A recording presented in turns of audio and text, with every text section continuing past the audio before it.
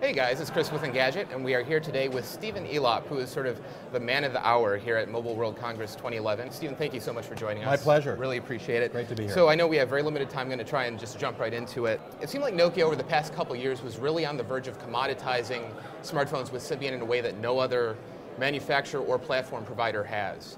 You've pushed it, and Nokia has pushed it into markets that really nothing has come even close to, and it seems like that was the direction you were going.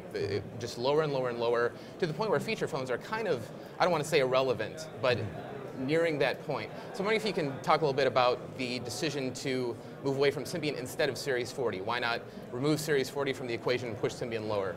So as it relates to the low end, we think that regardless of how far we can push down Symbian and or Windows Phone, which will rapidly come down in price as well, in price points, we believe that there's always going to be this layer below that is the absolute lowest level, highest cost optimized approach. So Series 40 and its successors and new work that we'll do in that area, we think will continue to be an important part of the strategy going forward. And are you calling those smartphones, or what is the term that you're using for Series 40 going forward? We call those mobile phones. Okay. So in our strategy, the Nokia strategy has three pieces to it. The smartphone strategy, which is about Windows Phone.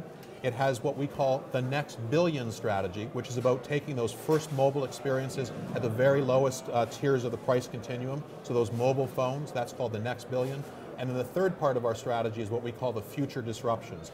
Investing today to plan for, to lead the next disruption beyond all of the current activities that are underway today. Sure.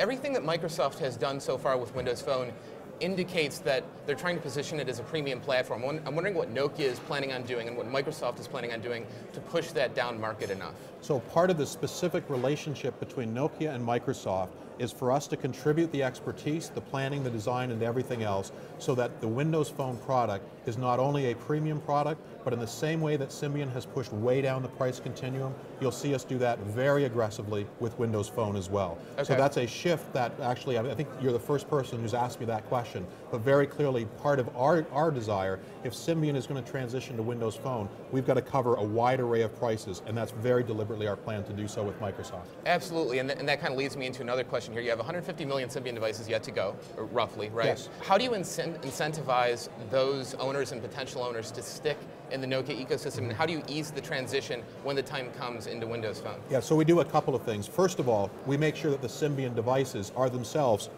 competitive, compelling, iconic, and so forth.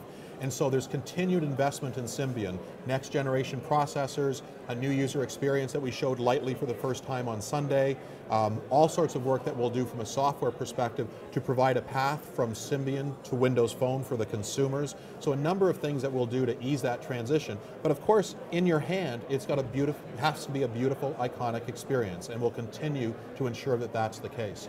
So that's a critical part of what we have to do. Of course, with our developers, we're already working with our developers to help them understand how work that can be done in one environment can be leveraged into the other, and how we help them transition as well. And what fraction of existing Symbian owners and potential Symbian owners do you think realistically will make that transition to Windows Phone with you? I think a very large proportion of them will, and will attract new customers besides that we're not attracting today. For example, in certain markets like North America, we are not strong in that market. There's new market opportunities for us there as well. Our brand is the most powerful mobile brand in many markets around the world. People trust Nokia, they've been on a journey with us for a number of years, and we're hoping that they trust us to continue that journey.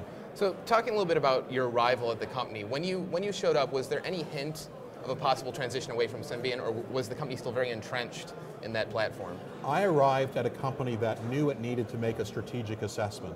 There was a plan of record around Symbian and also the MeeGo activities, as well as a recognition that different options needed to be considered.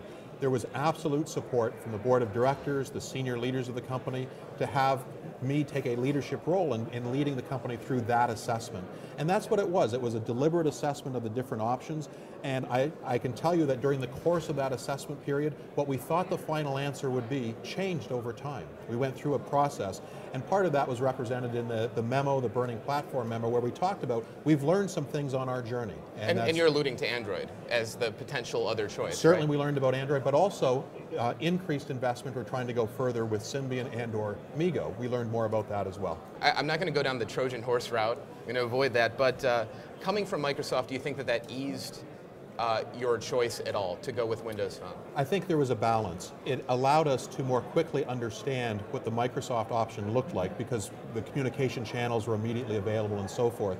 At the same time, I had to very deliberately make sure that there was a broad array of people involved in the process, the management team, the board of directors, so that people were making sure collectively we were making the right decision, and it wasn't just because I had more familiarity with one option versus the other two. So to help balance my thinking, we made a very deliberate choice in involving people to get that balance in the decision making. Let's talk dollars for a second. I'd love some clarification on the billions, not millions figure that you threw out at your Q&A the other evening. Yes. You said that there's a lot of value that this partnership brings. Yes. Can you give us an idea of how the cash is flowing in this partnership? Like, who's making money up front, who's making money over time? So we're not sharing those details, okay. but I think the highest order point is it's a very balanced relationship. It's balanced in that we're placing a big bet on Microsoft, clearly. Right. Microsoft is placing a big bet on Nokia, not only to do our best hardware work, but also in the area of services and mapping and navigation. They've placed a very strong bet on us, and that's critical. From a monetary perspective, the deal recognizes some basic principles. Yes, Windows Phone is a royalty-bearing product, so there's certain money that flows in one direction, but also what it recognizes is that we're bringing a lot to the party. Global reach, very strong market share, the fact that we're contributing services assets, and when all of those are added up, and the very fact that we represent a swing factor over to the creation of a third ecosystem, there's substantial value associated with that, and it is to that collection of contributions that Microsoft recognizes as something that's worth in the B's, not the M's. Sure. You talk about the ecosystem and the fact that you mentioned that you think that Windows Phone benefits from an ecosystem of multiple manufacturers, right? Yes. You don't want to be the sole manufacturer of Windows Phone devices. From Samsung's perspective or from HTC's perspective, what does it mean to sell phones with Nokia services loaded on them? How do you sell that? Or do you have to? Yeah, and I mean, it is already the case that they're doing that. For example, through our Navtech segment, the Navtech organization is one of the few providers of great navigation and mapping services in the world. So most of our competitors are using those products anyways. That's just a natural part of it. I think they have choices to do other things if they want, but if we deliver the best experience to the consumer, I think they'll be quite fine with it. The most important thing to recognize from a Windows Phone ecosystem perspective is not the competition, amongst the manufacturers, it's the competition with Android and Apple that matters most. Now let's talk about MeeGo for a second. Yes. There's been a lot of discussion about that platform this week as well. Are you looking at it as a potential plan B should Windows Phone fall through? Because you are still keeping a team active on that segment, correct? Yeah, our plan B is to make plan A successful, just to be clear. Sure. What we're doing is not thinking of MeeGo as the plan B. We're thinking about MeeGo and related development work as what's the next generation. So to the extent that today is the three-horse race, Windows Phone, Android, Apple, and so forth, what comes next? What's the next major wave of business and technological disruption? We want to make sure we're leading through that as well, and so the efforts will focus further into the future. Now, technologically, there's not a lot of overlap between MeeGo and what Microsoft brings to the table. Is there any way to include them in that program or in that future or in that vision? Well, if you think about what consumers are looking for, they're looking for a whole ecosystem of capability. So it's not only the device and the operating system, but anything we do with Microsoft on search or productivity or advertising or navigation or any of those services could certainly be taken to the advantage of any other effort like MeeGo that's available out there, as well as by other handset manufacturers around the globe. Okay. That ecosystem can be used not only for Windows Phone devices. Sure. Let's wrap up on something that I think that everyone is wanting to know. Joe Harlow mentioned that you had said that you'd love to see a Windows Phone device shipped from Nokia in 2011 if possible. Yes. 2 questions. When will you know and when will the public know? So I think I will know in the months immediately ahead, in the next couple of months. The engineering teams have already been working together. We already have first draft plans. We have some first designs that have already been, one was leaked and then another one, we showed at the investor event. So there's a lot of work that's already gone on. When the public will know is very close to when the device ships.